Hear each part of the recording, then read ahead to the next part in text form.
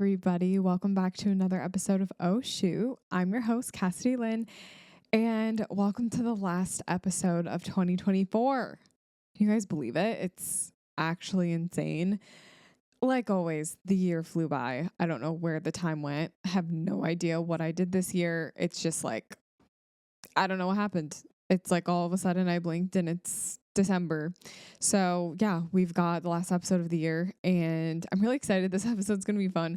We're going to do a 2024 recap. I'm going to go through all of like the different photography events and things, big, crazy things that happened in 2024. Some of the stuff you guys might not even know happened. There were many things on this list I had no clue happened this year. Scammers, scandals, all of it. It's actually crazy. I did want to go through my 2024 Wrapped with you guys for this podcast. So a lot of you guys listened to the podcast and shared that Oh Shoot is on your Spotify Wrapped. So thank you guys so much for sharing the podcast, sharing it on your story, letting new people hear about the podcast, and just expressing your love for the podcast. I literally appreciate that so much. And just a reminder, if you like an episode, feel free to share it to your story. That's the best way for other people to hear about my podcast is by you guys sharing. So with this last episode of the year, we're going to go through my Wrapped.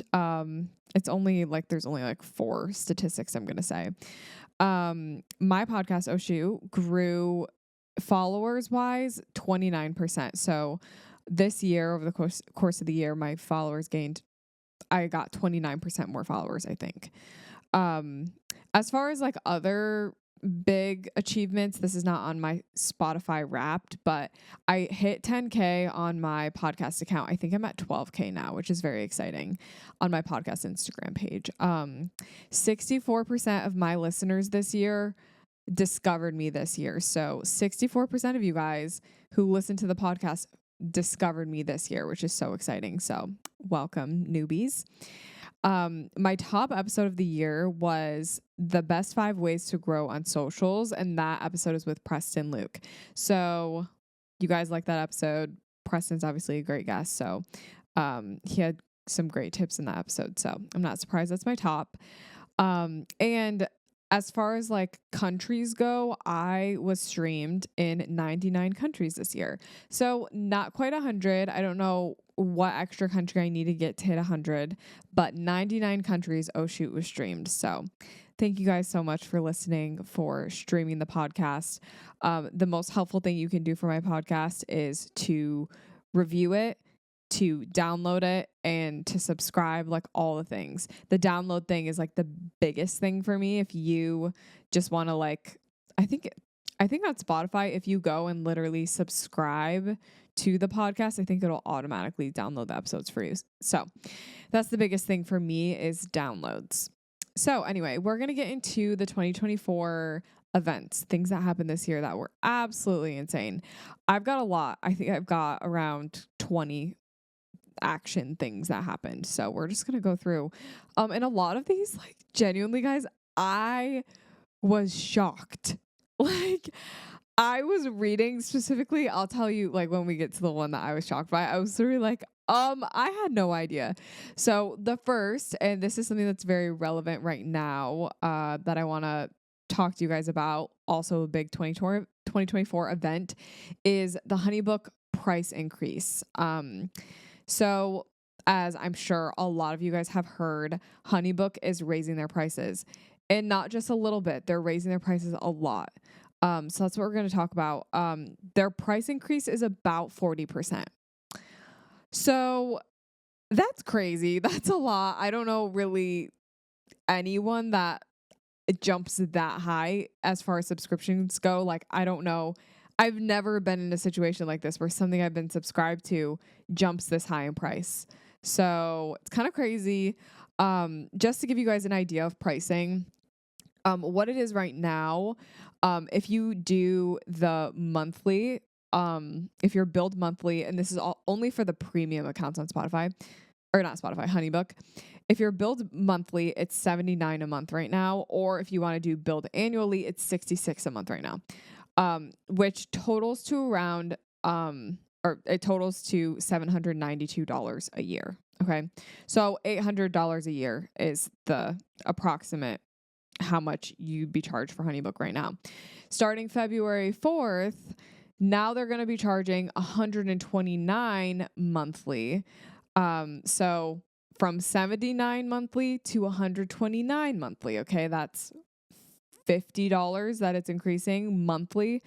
Or if you do the annual billing, it's going to be $109 monthly compared to the $66 that it was before. So in total, let me total that out for you guys, because the number is actually so crazy. Let's see, 109 times 12. So it went from $800 a year to $1,300 a year. So the price increase is $500 a year. Okay. Essentially, you're paying $1,300 a year for Honeybook. Okay. So it's a 40% price increase. Another thing about the whole Honeybook increase thing is they're promising people that they can keep their legacy plans, I'm pretty sure. I'm not 100% sure about that. But what they're not mentioning is they're kind of forcing people out of their legacy plans as well. They're not allowing people to make adjustments to them and whatever. So essentially they're kind of forcing people onto all of these new plans. I have seen a lot of videos related to the price increase on TikTok, and Honeybook has been commenting back at people. They are not being silent right now. They are doing the damage control. A lot of their comments are just claiming that the price is reflecting new features that they're gonna bring and features that they have brought to Honeybook. And some people are arguing that the new features that Honeybook is integrating are not really relevant features that people even ask for. I guess there's a lot of features that people want. I can even think of features that I myself would like to see in Honeybook that just haven't been implemented. And Honeybook still does have a lot of technology issues.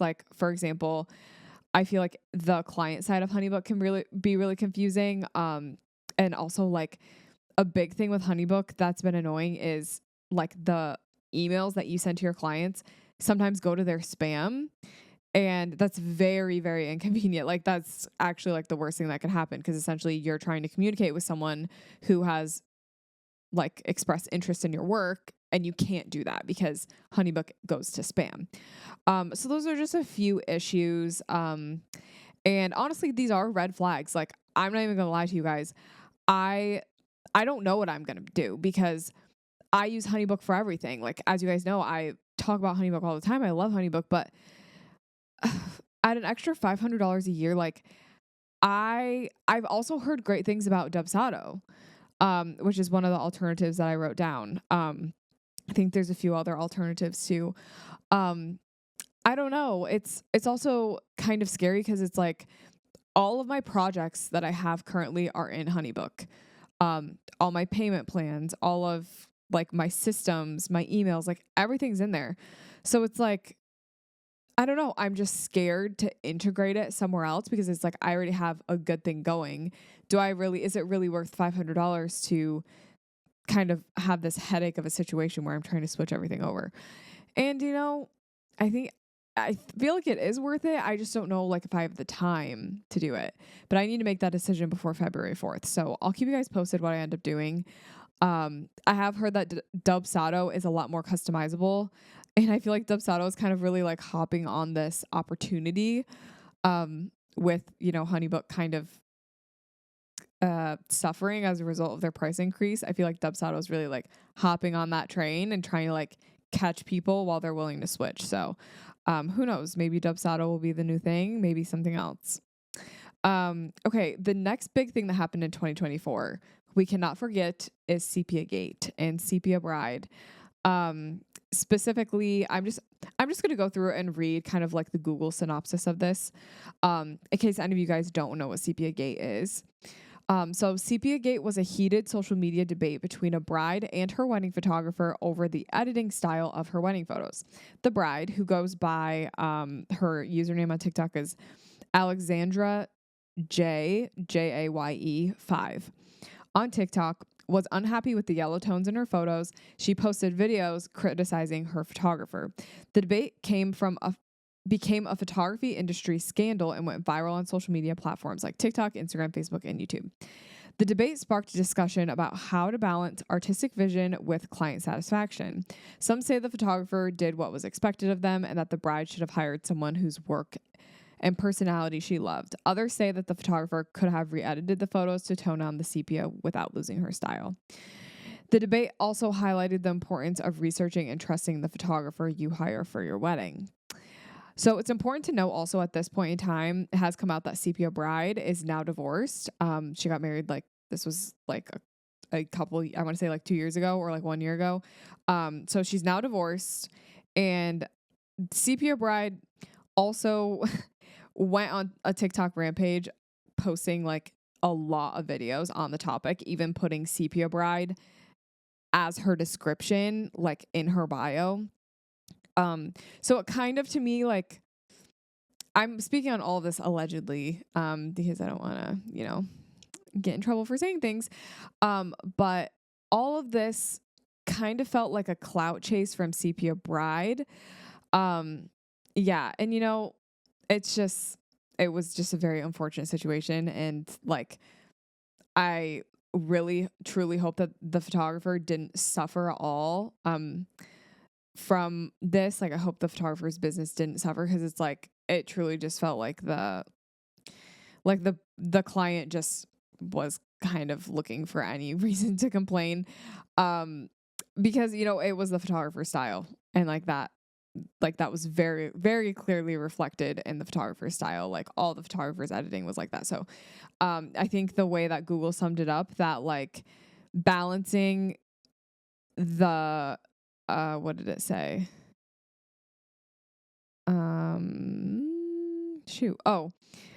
How to balance artistic vision with client satisfaction. I think I would guess that this photographer probably did everything they could to alleviate the situation, and this bride just kind of took it and blew it out of proportion, blew it really big. So yeah, I feel like it was just such an unfortunate situation. So that's something that happened in 2024. I feel like at this point that was in the summer. Another thing that happened this year, big news, guys, and we all benefited so much from this, but generative AI was added into Lightroom. So the generative remove feature was added to Lightroom in May of 2024. This feature uses Adobe Firefly generative AI to remove unwanted objects and distractions in photos. It's available in Lightroom, Lightroom Classic, and Lightroom Mobile. So this honestly probably was one of the biggest things for me in 2024. This really took out my need to bring photos into Photoshop. I would say 95% of any Photoshopping I needed to do, now I can do in Lightroom, which is so, so, so nice. Before, I feel like the generative remove tool, I guess it wouldn't be called generative remove. It's just the auto remove or the healing tool in Lightroom, which just wasn't great. And it didn't work super well, but the AI generative remove tool is amazing. Something I didn't realize was you can run out of, generative credits.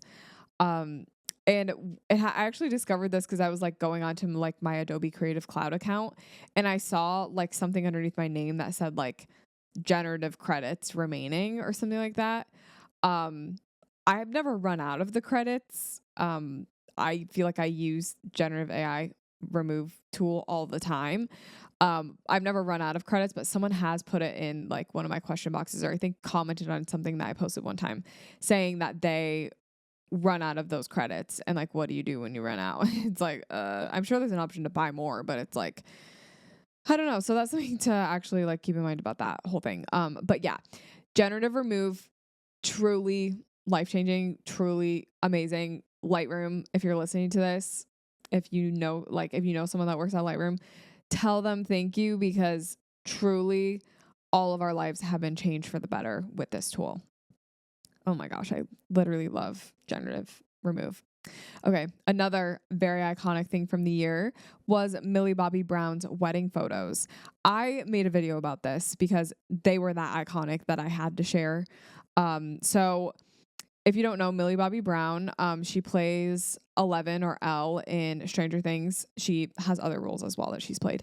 But she married Jake Bon Jovi, and they got married in the most beautiful location. She had like the most beautiful dress. Like everything was so amazing.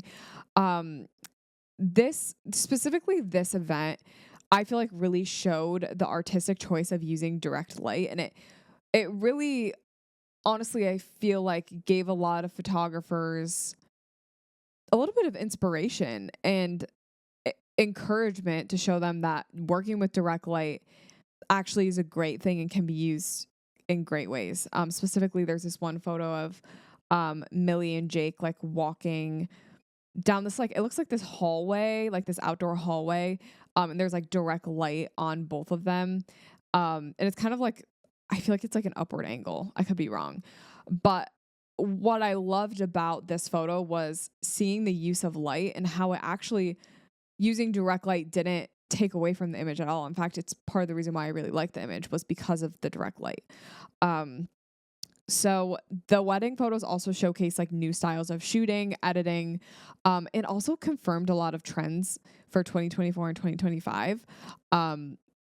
Just a few, like, to name them out, is like the Italian villa style wedding.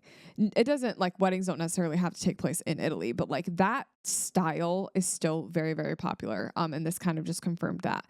There were a lot of photos where Millie didn't have her bouquet. Now, she did have a bouquet in some photos. The bouquet was pretty like small and simple is what it looked like. So for me, what this solidified is like less of an emphasis on like those really big dramatic bouquets. Like I feel like we're seeing less and less of that now. Props.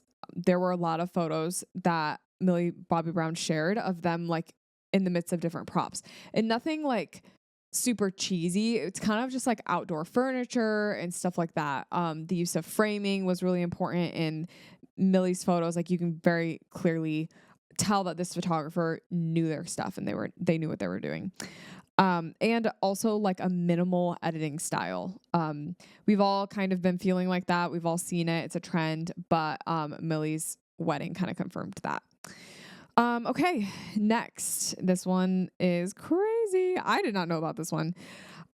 So another thing that happened in 2024, this person called Trip Photo, and this is all allegedly, okay. Trip Photo got death threats because people thought that she charged too much. And if you guys, you might not be familiar with the person's username Trip Photo, but it's basically the photographer who charged $8,000. So this wedding photographer sent death threats after revealing she charges couples a minimum of $8,500, sparking outcry from social media users slamming her, quote, blurry images. Tripp said that someone with a $2,000 budget reached out to her. In response, she says she charges $8,500. And Tripp, this person, posted a video saying, and it said on the video, when someone inquires for wedding photos with a $2,000 budget, I send back my prices starting at $8,500. And then the audio was, you think I'm a psycho. So basically people in Tripp's comments were really criticizing her work, specifically for her photos being like out of focus / blurry. And then there was this other account called House Drama that kind of clapped back at Tripp, also criticizing her work. It's a really unfortunate situation because, you know, I don't think I would post something like that. Like, even if like I have a package that's $8,500, but I'm not gonna like diminish someone else's budget and make them feel like that's not okay that they have that budget just because I charge more. And I understand the frustration of I guess I understand being frustrated that people don't read your website. They don't see, all the stuff that you put all over your website about how much your pricing is. Like, I get that, but the nice way to go about it is just send over your pricing, and who knows, maybe they recently ran into money. And or maybe they have a higher budget, but they're just putting $2,000 just to see whatever. Like, you don't know. So, I think like kind of having that attitude and posting that type of video, it's not a great look. If I'm being honest, it's not. I mean, do I think that people need to go and criticize this person's work? No, that's not cool either. Like, it's not kind. The way that everyone views worth in photography is different. That is like the thing. Everyone values different things in photography. Some people think that for $8,500, they want a gold horse to deliver their photos on like a tablet, like a hand carven tablet. I don't know, like that. Like, some people think that if they're paying that much, that's what they should be getting. Other people think that $8,500 is totally worth it for someone. So it just depends. I don't know. It totally depends. So yeah, that was another unfortunate thing that happened related to the 2024 things that happened in 2024. Another big thing was the rise of the G7X, the Canon G7X. So this camera became viral in 2024. Specifically, this camera was popular because of the flash, I feel like, and the quality. I feel like a lot of people were posting these RAWs of photos from the G7X, and they're just like so crisp, and like the flash just makes everyone look so glowy. So it makes sense why people would be obsessed with this camera. Now, this camera is expensive, like it's over $1,000. Now, I would totally buy a G7X for that price, and I actually think it's hard to find a G7X. I'm pretty sure you have to find them on eBay at this point, because I think they keep selling out. Newer versions of the G7X have come out. I think they came out with a version 2 and a version 3, basically fixing focus issues. So these two, the original G7X, it's actually a Canon PowerShot G7X, which, if you guys know, I love the vintage, like old school Canon PowerShot. So I kind of put everyone on this. I'm just kidding. But it's a Canon PowerShot G7X, and they came out with newer versions to try to fix focus issues.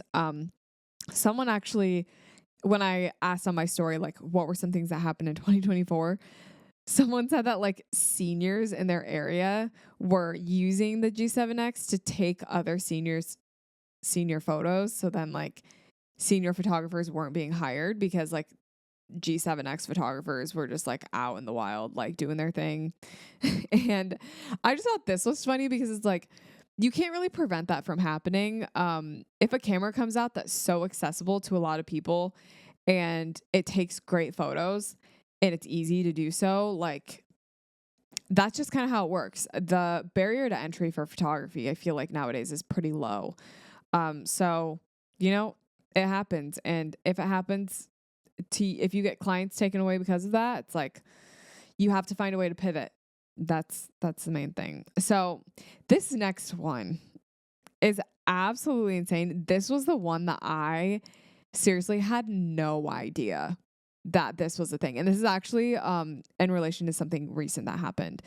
So I'm going to say this is all of this is alleged. I'm not claiming fact in any of this. Okay. So you guys know the healthcare CEO that was murdered. At this point, it would have been like a month ago-ish. I don't remember which healthcare CEO it was, but basically a CEO of this healthcare company was murdered by this guy named Luigi. And basically, Luigi in the surveillance videos is wearing a Peak Design backpack, and Peak Design is a photography brand. Like, the Peak Design is basically known for their like photography camera bags. Now, some of their camera bags are described as being like lifestyle bags as well. So it's not just photographers that are going to get this bag, but this was a big deal. So the founder of Peak Design, his name is Peter Daring. Basically, like woke. I read a New York Times article, and it said that he like woke up one day to like having like 1 million text messages of people being like, "Did you see this bag? Did you see that the shooter was wearing a Peak Design bag?" And the CEO, or not the CEO, the founder of Peak Design, Peter, said that the specific bag that Luigi was wearing in the surveillance footage stopped being sold in 2019. Basically, it's like, okay, what's the issue here? Like, anyone's allowed to have this bag. The issue then is like kind of what spiraled afterwards and some of the things that like Peak Design said and what the founder said. So I'll just kind of read you guys this stuff. So in an email to customers on Friday night, Peter Daring acknowledged inquiries over the company's cooperation and customer privacy policies. So I think in the midst of all of this, Peter Daring, the founder of Peak Design, is trying to just like help aid police in their investigation. In an email, Daring says Peak Design has not provided customer information to the police and would only do so under the order of a subpoena. He said that the particular model that Luigi wore did not have a uniquely identifying serial number. Peter Daring also pleaded with people to trust the company. Quote, "There is misinformation being shared on social media that has triggered many serious threats for the safety of not only me, but our employees as well," he wrote.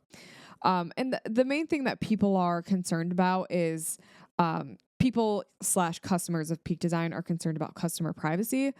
I think there was just a little bit of miscommunication where Peter Daring said he wanted to like help the police and aid their investigation.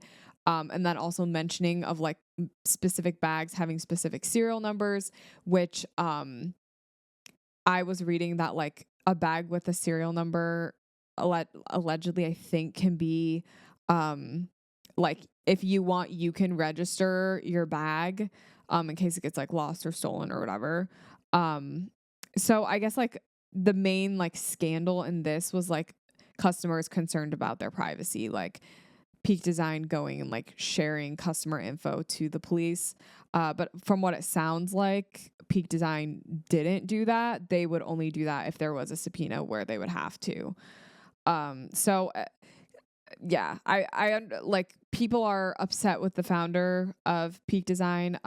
But you know, Peak Design has released all these statements saying that they wouldn't release customer info unless they had to. So, yeah, that was crazy. And like I said, all of that is alleged. I don't know if any of that is like actual truth. I did read a New York Times article. So if you want to read that, you can just Google like Peak Design CEO shooting and then like New York Times and it'll pop up. So yeah, that was crazy. That was absolutely insane. And you know, now that I think back on it, when I saw the photos from like the surveillance stuff, I remember being like, that bag looks familiar. Cause I think the one I have is like the everyday camera bag as well. It's very sleek. It's very like, yeah, it's not clunky. It's very like easy to wear. So I don't know. Okay, moving on. Another iconic thing that happened this year was the photo of the surfer at the Olympics. I don't know if you guys remember this, or if you guys even like watched the Olympics, but this summer I was into the Olympics as everyone is.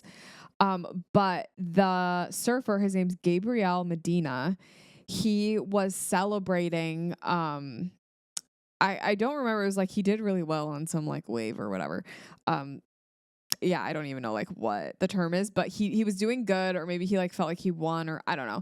Anyway, when surfers like fly off of their boards, like they can like take a wave and then like at the end of their wave, they can like jump up in the air because they're like already riding the wave. So like a lot of these people will like jump up really high and then like that'll be like the end of their set or whatever. But Gabriel Medina did like an airborne celebration. He was like holding up like the number 1 on one of his fingers while he's in the air above this wave. And you can also see like his surfboard is like connected to him on the leash. So the shot was taken by Agency France Press. The photographer was Jerome Broet. I don't know how to say his last name. or Jerome's last name, I don't know how to say that, who said, the photographer said that the conditions were perfect. The waves were taller than we expected. He took the photo while aboard a boat nearby, capturing the surreal image with such accuracy that at first some suspected Photoshop or AI. So crazy. And then another photo from this year that was crazy was the photo of Trump getting shot as well. That was a crazy photo. I'm not here to talk politics, so I have nothing else to say about that. But that was a crazy photo. When that photo came out, I was like, that's insane. It's wild. So another thing that happened in 2024 that I also did not know about this one, but a lot of you guys insisted that I do my research, was the makeup artist who overstayed their welcome. So the makeup artist who stayed too long controversy refers to a recent viral situation on TikTok where a bridal makeup artist, often identified as the key look, I don't know what that means, was kicked out of a wedding after overstaying her welcome and excessively filming content for her social media platforms during the ceremony, essentially disrupting the event and interfering with the work of other paid professionals like photographers and videographers. This behavior was widely considered unprofessional and disrespectful to the bride and groom. And allegedly, the makeup artist had excessive filming. So the makeup artist was accused of spending a significant amount of time filming content for social media, even during key moments of the wedding ceremony, which was seen as inappropriate. The makeup artist ignored requests to leave. So despite apparent signs from the couple that they wanted her to leave, the makeup artist continued to film and stay present at the wedding. There was also a big part of this whole thing is like the impact that this has on other vendors. So the excessive filming reportedly caused issues for the hired photographer and videographer who were unable to capture certain shots due to the makeup artist's presence. And of course, there was social media backlash. There were videos of the incident that went viral on TikTok, leading to widespread criticism of the makeup artist's behavior and sparking discussions about professional boundaries in the wedding industry. So, you know, I'm not going to say, like, obviously I was not involved in like this exact situation. I have not, like, I was not a part of this viral moment, obviously. But something I have noticed is, yeah, I guess other vendors that aren't in charge of photo and video, kind of taking their own initiative to get their own content. And I think there is a very fine line between this person who overstayed their welcome and a digital business that just needs to get content in order to keep marketing themselves. Like, we're in a very digital era right now. Like, makeup artists need content. Absolutely. I'm not saying makeup artists shouldn't get content. They totally should get the content they need. However, I think that kind of leaves you getting content that is no longer applicable once someone leaves your chair. Or maybe once like someone leaves the getting ready space, right? It's like, yeah, you can, and like I've had makeup artists, once like my bride's in her dress, she wants like a video. I get that, but I think vendors need to be aware of the timeline. If we are running over on time because this makeup artist is having my client do 7 TikToks, we're going to stop right there. That's not going to happen. We have to keep moving. And I would love for you to get your content, but you should have started 30 minutes earlier if you knew you had 30 minutes worth of TikToks to film, And I think as far as like recording during the ceremony, I personally have no idea how that type of content would benefit a makeup artist. Like, how close are you able to get to record a ceremony to actually get a good look at the makeup, right? I don't know. It's like, just ask the vendors to like send photos and videos to you. Yeah, that just is crazy. Oh, wow. Okay, moving on. The only thing worse than taking too many photos while you're shooting is getting home and then having to edit all of them. Here are some ways to speed up your editing workflow without losing any quality in your work. Today, I want to introduce Aftershoot Edits 2.0. You can experience the most consistent edits straight out of Aftershoot. One of my favorite things about Aftershoot is their upgraded white balance and exposure AI models. Even if your lighting varies during your session and you have a lot of drastic changes, Aftershoot's able to instantly fix any blown out highlights, murky shadows, and overall, this feature allows you to have balanced photos no matter what your lighting conditions were. Another way to speed up your editing workflow is by using AI masking in Aftershoot Edits 2.0. This feature allows you to selectively edit your images through masking. With AI masking, Aftershoot can automatically select your subjects and adjust them to really make them pop in your image. Another great way to save time while you're editing is to use Aftershoot's advanced cropping and straightening. This tool allows you to customize and select any aspect ratio, and it even automatically crops in your photos so that the focus is more on your subject. It also can automatically straighten your photo, which is going to save you so much time in the long run. Say goodbye to spending way too much time editing your photos and use Aftershoot Edits 2.0. Aftershoot has an exclusive offer for all Oh Shoot listeners, so go to the link in the description of this episode to find out more. Thank you guys so much for watching, and now back to the show. Another big thing that happened in 2024 was the rise of AI editing. And I would just say like the rise of AI in general. I don't remember exactly when AI was introduced. I want to say it was 2023 with like the new Photoshop beta and everything. You know what? Let me look that up, because I'd be interested to know.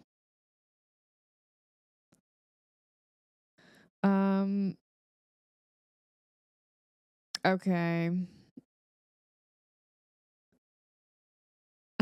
The first Photoshop was released in 1990, which is cool. Okay, it doesn't say when the first one was. The last update for Photoshop beta was in 2024, which included generative image, generative background, generative fill, and generative expand. But Photoshop beta must have been around in 2023. Either way, the rise of AI editing, specifically programs like Aftershoot, Imagine, Narrative, etc. You guys know I'm a partner of Aftershoot. Love Aftershoot. If you're interested in AI editing, there's an ad in this podcast episode, but also go to the link in the description to get my code Cassidy for 15% off. The rise of AI editing is so crazy because I just like what I'm used to, because I started weddings. 2017 was my first year doing weddings. I'm just used to like the idea of you sit behind your computer for 5 hours, you edit a wedding until it's done, your eyeballs are bleeding, you're tired, your back needs to be cracked, you need to see a chiropractor ASAP, you need a shoulder massage because of how draining this is. So to now see AI be able to know the way you edit and change the way you edit depending on the lighting conditions and stuff, it's really cool. It saved me a lot of time. Now, I still go back and I check all my edits, and I do make a good amount of adjustments still, but it kind of takes away like that need to, I guess, like the need to do it all manually. Like it definitely adds like, takes away a lot of time, which is so nice. Okay. This next thing that happened in 2024 is crazy. I definitely did not know about this. Okay. So a lot of you were telling me I needed to look into this person named Lena or Lenaria, who allegedly has been scamming people in the Midwest. Like I said, this is all alleged. I don't know if this is fact or not.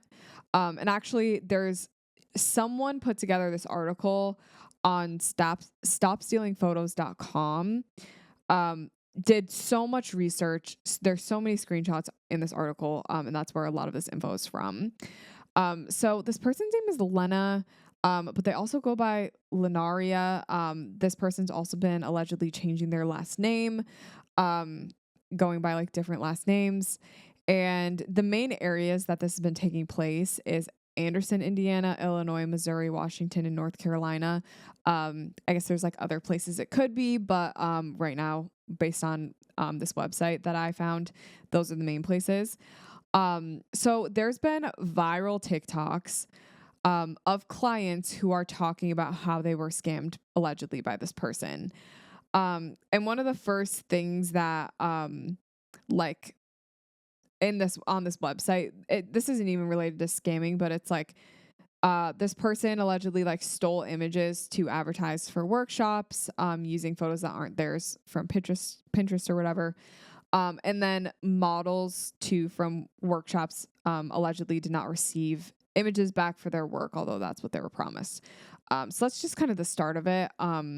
There's a lot of things in this website that, there's a lot of screenshots. Some of the main things that were said is that allegedly this person has been deleting contracts after payments have been made. So payment goes through, let's say you get the full balance or just the deposit, and then this photographer deletes the contract, which then the client's like, we had a contract, I can't find it. So like, there's like, where's the legal ground in that? Like, it's like your contract's gone. This person shows up late to weddings. This person claims that sometimes their SD card goes corrupt and they lose the images. This person claims that they're pregnant. This person claims that they need to leave weddings to do damage control at other weddings they have booked that day.